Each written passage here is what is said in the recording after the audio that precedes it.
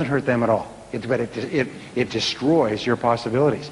And as you know, in society, it becomes very common that people who are successful are pulled down and attacked and so on. Stay away from that, because that's how losers think.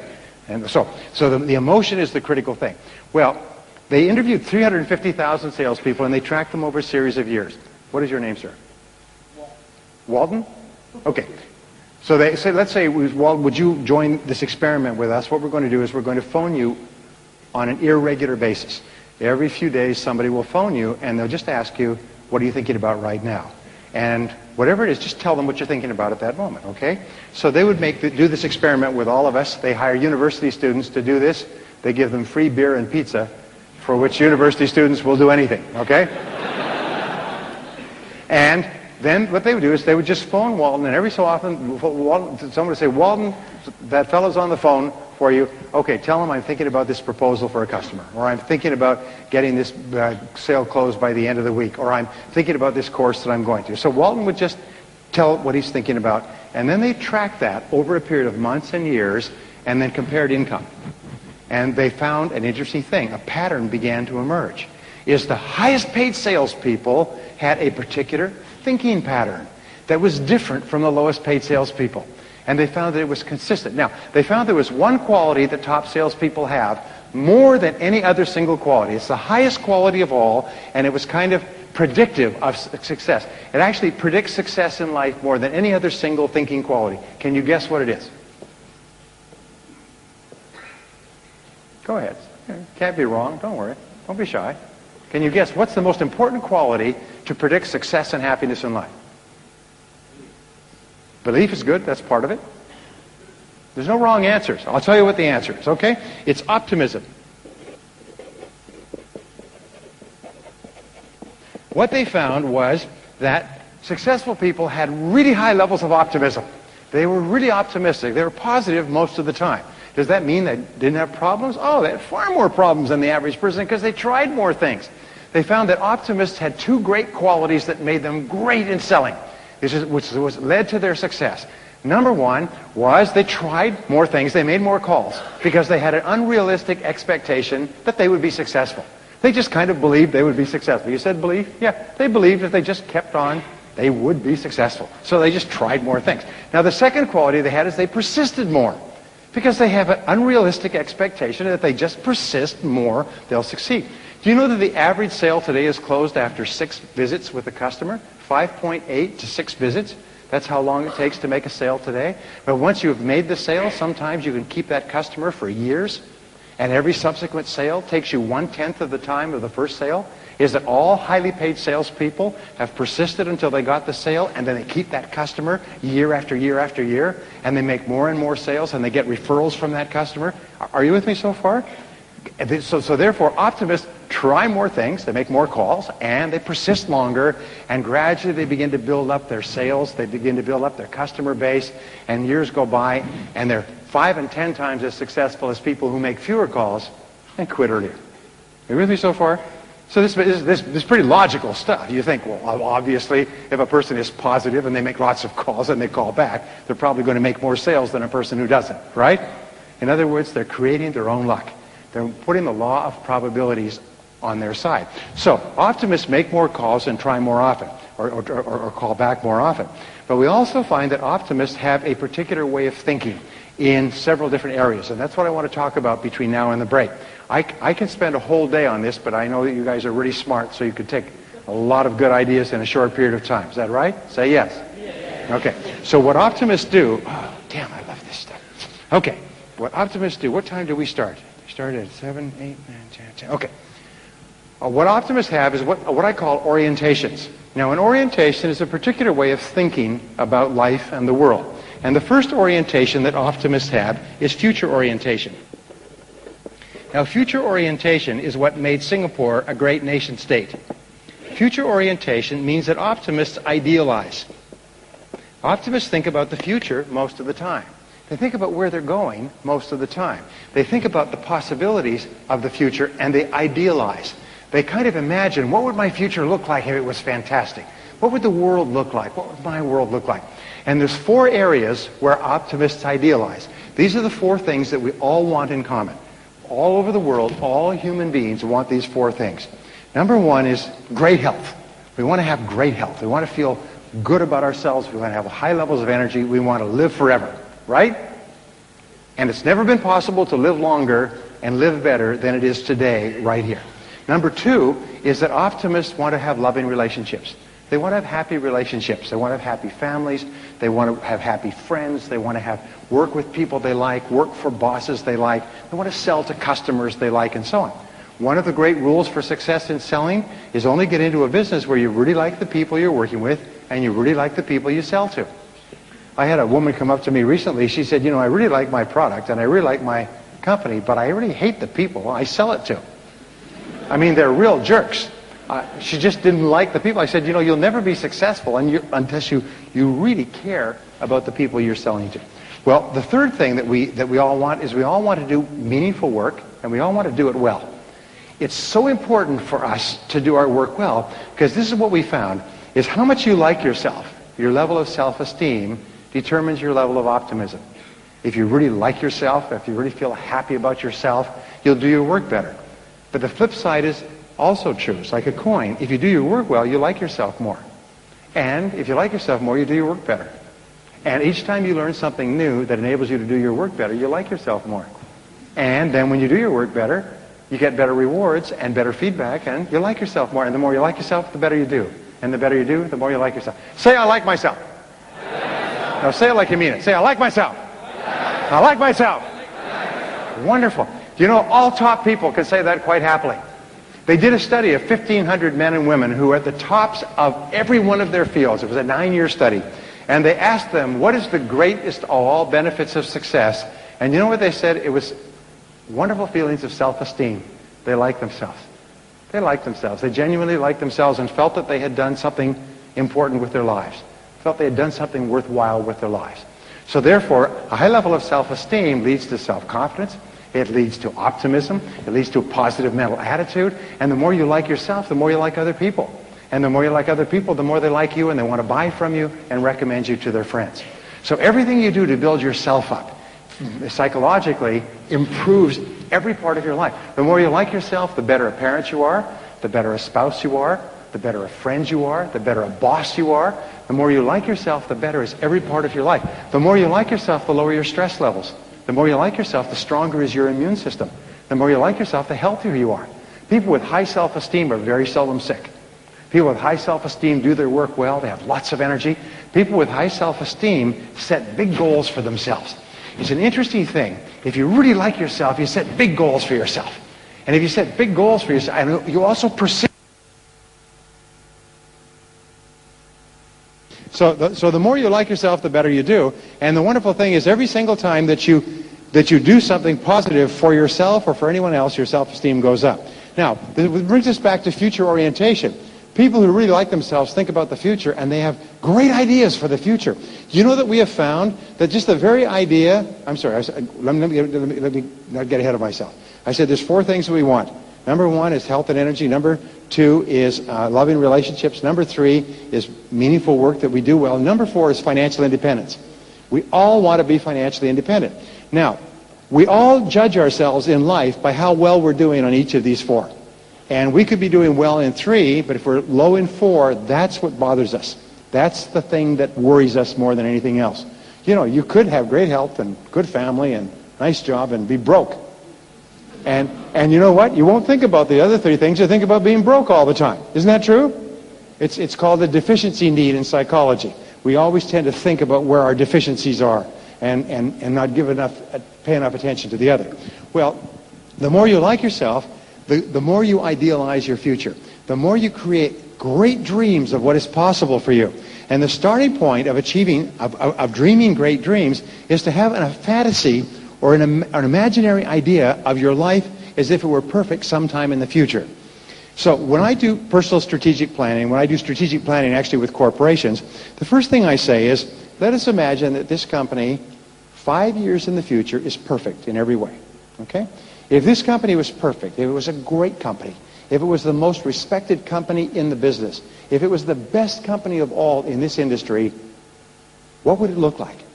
And then I go around and I have the executives give me an idea. What would it look like? Best products, best service, great customers, tremendous management, wonderful people, great systems internally, wonderful reputation, high profitability, rapid growth rates, high price on the stock exchange.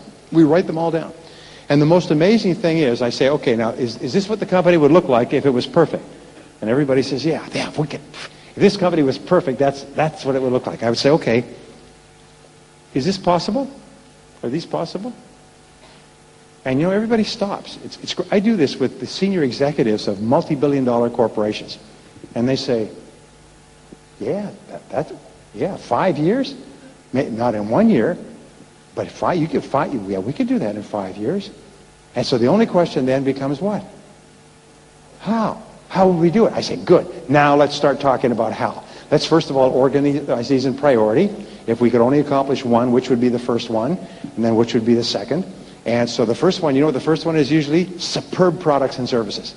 Because if you have that, you'll have the sales, you'll have the profits, you'll have the market, you'll attract the people, and so on. So, okay, now, how do we develop a reputation as being the best in the business? There's a reason that I talked about this, because you need to say the same thing.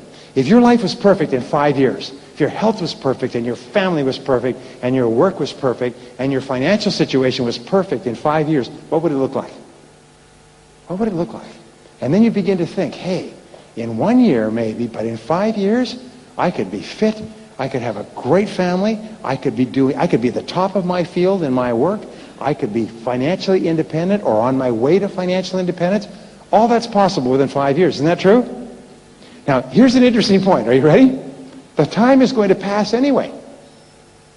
The 5 years is going to go past anyway. 5 years from now, 5 years will have gone by. You'll be 5 years older. The only question is, what are you going to do in the meantime? Well, here's my favorite word in success. My favorite word in success is the word clarity.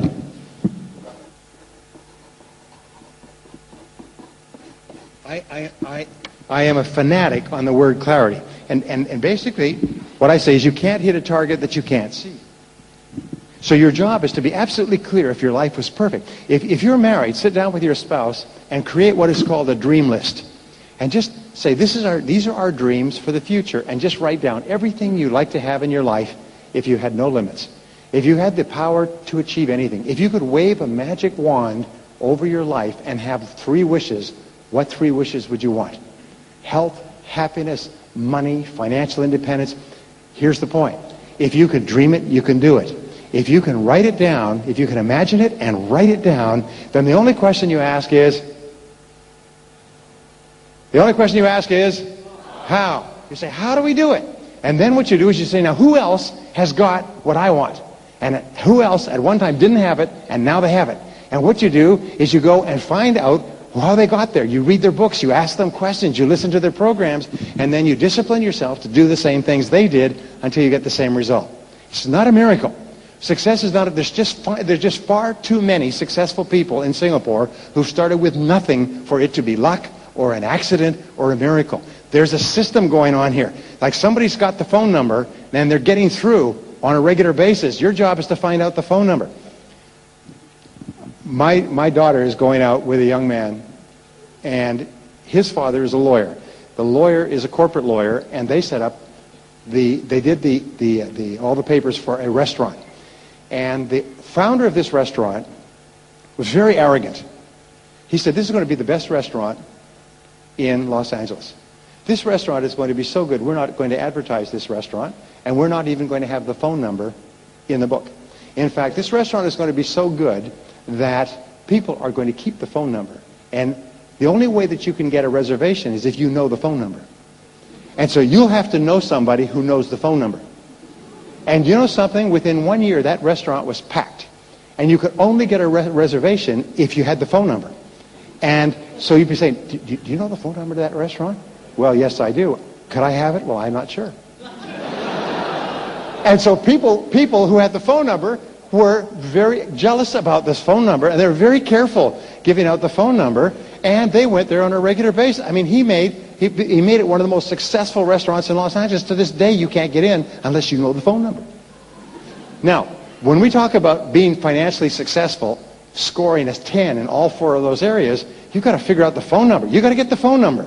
Now, fortunately enough, the phone number is not a secret. as like this one was, the phone number is all around you. The phone number is here tonight, but the phone number is all around you. Your job is to get the phone number. So clarity is the critical thing.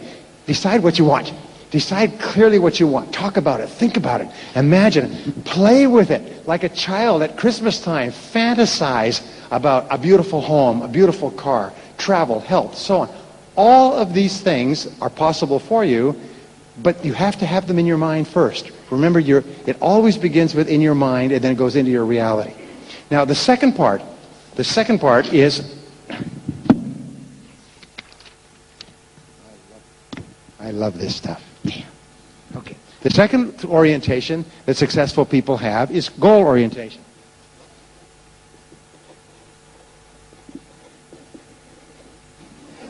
Now, goal orientation means that they have very clear written goals that they work on every single day. So I'm going to give you a homework exercise. If we had more time, I would take you through the exercise here. We may do this at a later seminar, but what I want you to do is I want you to take a piece of paper like this when you get home tonight. I want you to promise me you'll do this. If you'll do this, I promise you it will have a major impact on your life. No exceptions. Take a piece of paper like this, write the word goals at the top, and write down at least 10 goals you want to accomplish in the next 12 months. Before you go to bed tonight, this is your homework assignment. Go home, sit down, write down the 10 goals. You promise me you'll do that? Say yes. Yes. Even if you're lying, some of you would say like this. I'm not saying anything. I ain't writing no goals. Might work. You know, might get me out of my rotten old broken down car, my crummy job. I ain't writing down no goals. It might take 3 minutes of my life. I'm not doing it. Now here's the important point. Writing down these goals takes 2 to 3 minutes. Actually about 3. If you write down 10 things that you want to accomplish in the next 12 months. Now all you have to do then is take this piece of paper, fold it up, put it away somewhere where you won't see it for a whole year. You know, like in your Bible or something like that. Take it, put it away for a whole year, and at the end of the year you take out this list and open it up, and you'll be both happy and sad. You'll be happy because 8 of your 10 goals will have been accomplished in the most amazing ways. And you'll be sad because you'll wish you had written more goals and bigger goals. Now, does this work? Yes, it works everywhere. Has anybody ever done this, by the way, written down 10 goals? Everybody ever done it? Does it work? Everybody will tell you it works. People go home, and managers go home and have all the staff sit down and write down 10 goals. Parents go home and have their kids write down 10 goals, or have their spouse write down 10 goals, and their whole lives change. Now, it's not that it takes at the end of 12 months, suddenly, bing, you achieve the goals. The goals start to come true at a rate that is absolutely amazing. People come to me and they say, my whole life has changed in the last 30 days. All kinds of things have happened. They've changed jobs. They've changed relationships. They've gotten a new house. They bought a car. They've taken a trip. And they're all things they wrote down. So your homework assignment is to write down 10 goals. And you can write down more if you like. Before I came over here, I'm staying at the hotel across, I wrote down my 10 goals. I do it every single day. I just write them and rewrite them. I carry a school notebook, a spiral notebook with me, and I just write down my goals every day because that just burns them deeper and deeper and deeper into my subconscious mind. And it's the most amazing thing. It costs you 3 to 5 minutes a day, but the power on your life is phenomenal. If all you'll do from this day is you write down 10 goals, and then instead of putting them away for a year, just review them on a regular basis, and the only question you ask is what? How? How can I achieve the goals? How? The question how makes you an optimist. The question how raises your self-esteem. The question how unlocks your creativity. The question how makes you powerful. When you look at your goals and say, okay, I can have these. I can have more money, better health, greater travel. I can do all these things. Good. The only question is how. But here's the interesting thing, is that even if you didn't do these things, I had a man come up to me at a seminar recently, and he said, Brian, I was at your seminar 6 months ago. He said, you gave that exercise about writing the 10 goals, and while you were talking, I was so excited, I wrote down 18 goals. And then I took the list home, I did what you told me, and I hid it. He said, I hid it so well, I couldn't find it again. Now, he said, the interesting thing was, I took the list from the seminar, I folded it up, took it home, and hid it. I didn't even look at it again. 2 weeks later, I moved to a new house. And when I was unpacking, I found the list. And I opened the list, and he said, I had to sit down to read it. He said, 11 of the 18 goals had been achieved in 5.5 months. One was to get a better job, which I had. One was to earn more money. I'm making more than I ever made. One was to get a new car. The new car came with the job. One was to get a new house. I just moved into the house because I could afford it. One was to lose weight. One was to take a trip. One was to learn a subject. One was to fix a relationship. But he said these were life goals, and I'd accomplished 11, and I'd almost accomplished 4 more. He said, in less than 6 months. And I lost the list. See, the interesting thing is when you write down the goals, writing a goal down actually programs it into your subconscious mind. So even if your conscious mind doesn't even remember the list, your subconscious mind's got it now, and it works 24 hours a day to bring it into your life. Please trust me on this. It's life transforming. And I've spoken all over the world and given this exercise. I've never had anybody say it didn't work. The only things they say are, it was incredible. The results on their lives were explosive. They could not believe it. So will you give it a try? Say yes. Yes. Okay, I'm trusting you. I'm coming over to your house tonight. I'm going to wake up. You're going to hear that banging on the door. Bang, bang, bang. Show me the list. No list? We'll have to have a talk. Okay, so goal orientation. Now, the third orientation is excellence orientation. In order to achieve something you have never achieved before, you have to be good at something you've never been good at before. You have to develop skills you've never had before. So remember, your job, and I've got some good news and more good news. When you come into this room, you are automatically in the top 10% of people in our society. You're in the top 10% of adults, and I'll tell you why. Only 10% of people ever come to a seminar like this. Now, the 10% of people who come to a seminar like this are automatically optimists.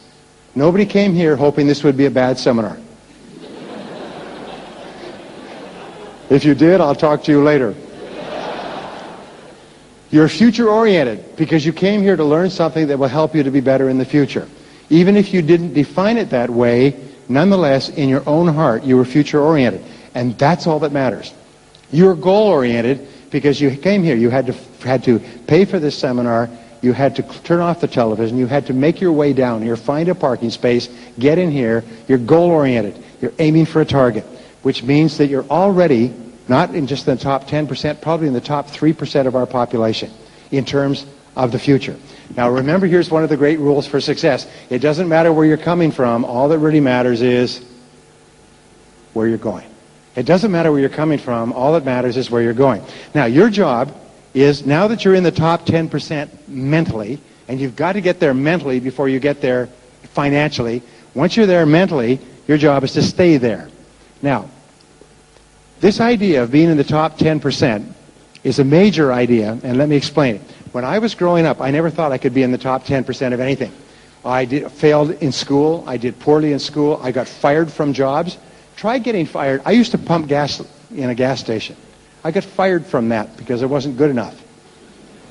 I got fired from washing dishes. Try getting fired from washing dishes. It doesn't do your self-esteem very much good. I've gotten fired from more jobs than you've had. I mean, it never dawned on me that I could be good at anything. And then I learned something that changed my life. I learned that everybody in the top 10% started where? In the bottom 10%. Everybody who's at the top and doing well was once at the bottom and doing poorly. Everybody who's at the front of the buffet line of life was once at the back of the line. Everybody who's at the top of your field was once not in your field at all. And anything that anyone else has done, you can do as well. It's almost like walking. If I said to you, I will pay you $1 million Singapore dollars if you will walk from here to KL. Physically walk. Now, it doesn't matter how long you take. You can run if you want. But if you will just walk, you cannot take a ride, you have to walk. Now, if I told you, and you believed me, and the $1 million was there, you double-checked, all right? And you get $1 million from walking from here to downtown KL. Is there anybody here who could not do that? Okay. Okay. So we could all do it. Is that correct? Now, is there anybody here who is a runner, a jogger, really fit? Okay? Nobody. Okay. Either that or your arm is too tired from jogging too much. All right. But the point is that with some people who are really fit will get there quickly. Boom, boom, boom, boom, boom, boom, boom, boom. They'll do 25, 35 miles a day. Okay? Some people who are not very fit will do 5 or 10 miles a day. Doesn't really matter. Everybody who keeps walking will get there. Are you with me so far? This is an important metaphor. Everybody who keeps walking toward the top 10% gets there. If you keep learning and practicing and trying and reading and listening to audio programs and get associated with other people, if you just keep putting one foot in front of the other, you will get to KL. You will achieve that level of financial income. There's nothing that can stop you except who? Only you can stop you by stopping. And so therefore you find that people who have no advantages at all, but have one, is they just don't stop. They can be a complete idiot. They can have every disadvantage. They can have limited education. They could come from a terrible country with no opportunities. They could have no family and be survivors of a terrible experience, but they just put one foot in front of the other. They get to the front of the line. They get to KL. They get to the top 10%. You can be in the top 10%. So this is what I learned, which changed my life when I was 24 years old and living and passing through Singapore, is that if you make a decision to get into the top 10% and you don't take it back, you will get there. If you'll just do what others have done, you will get there. And it may take a week, it may take a month. Do you know how long it takes to achieve mastery in any profession, including selling? It takes 7 years. Now, many people think, well, I'm going to start in selling, and if I'm not at the top of the field within a month, I'll quit. But it takes 7 years to reach the point where you're in the top 10%. Some people may do it faster, but very seldom. I used to think, hey, I'll do it faster. It took 7 years. It took year after year of working. Now, that doesn't mean that you're broke for 6 years and 11 months and suddenly you make a lot of money. It's a gradual uphill. But the fact is, to get to the point where you're making the kind of money that you're capable of, it will take 7 years. But the time is going to pass anyway. So you might as well be there at the end of the 7 years. Do you know how many people are still here at the end of 7 years? They haven't made any progress because they never put in the extra effort. They never made the decision. They never went for it. So to make a decision, I'm going to be in the top 10%. And I'm going to do whatever it takes to get there. I'm going to pay the price. I'm going to read the books. I'm going to leave the television off. I'm going to start a little earlier. I'm going to work a little harder. I'm going to stay a little later. I'm going to get better. I am going to get into the top 10%. And you know what? There's nothing to stop you from getting into the top 10%. The only reason people don't get into the top 10% is why? They don't decide to. And if they decide to, they don't get started. And if they get started, they quit. All right? So it's very important. But optimists say, hey, I can be in the top 10%. I can be. And they just never quit. They just keep on going. No matter how much criticism they get, no matter how many problems they have, get fired from their jobs, they have setbacks and difficulties. They just keep walking to KL. Just keep going. They just keep going. And they get there and people say, boy, you're sure lucky. No, you weren't. You make your own luck. You make your own luck by deciding where you're going and getting on the road. Now, I'm going to give you one of the key secrets to success for the rest of your life and share it with other people when they need it. It's one of the great secrets. In our world, in Singapore, we get paid for results. We get paid for getting the job done. Isn't that true? We don't get paid because we're handsome or pretty. Thank heavens. Thank heavens for all of us, right? We get paid because we get a result, because we perform, because we do the job. We do what is expected of us. We contribute value, okay? So, the only way we're going to get to the top 10% is by becoming very good at what we do. There's no shortcuts. We just have to get down and work at it. So, I'm going to ask you to do this. Ask yourself this question. What one skill in your field now, if you were excellent at it, would help you the most? You see, there's 5 to 7 core skills in every job. And it is our top skills that have got us to where we are, but it's our weakest skill that's holding us back. Your weakest skill sets the height of your income. Your weakest skill determines how much money you make.